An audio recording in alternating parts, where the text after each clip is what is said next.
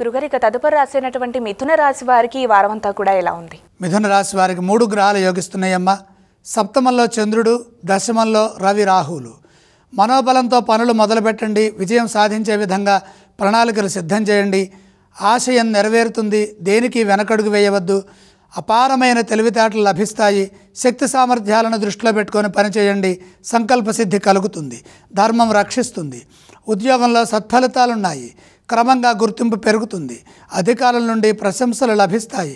ప్రతిభతో పనిచేస్తారు. ఆశించిన ఫలితాలను పొందుతారు. 10 మందికి ఆదర్శవంతంగా నిలుస్తారు. అవసరాలకు తగ్గట్టుగా లక్ష్యాలను త్వరగా పూర్తి చేసుకోండి. శుభం జరుగుతుంది. వ్యాపారంలో జాగ్రత్తలు అవసరం. ఎటువంటి ఇబ్బంది కలగకుండా ముందస్తు నిర్ణయాలతో వ్యాపారంలో ముందుకు సాగండి. మీరు కోరుకున్న ఫలితాలు వచ్చే వరకు ప్రయత్నం చేయండి. విజయం లభిస్తుంది. వివాదాలకు దూరంగా ఉండాలి. విజ్ఞానవంతమైన సాధన చాలా వరకు సంతృప్తికరమైన ఫలితాలని ప్రసాదిస్తుంది.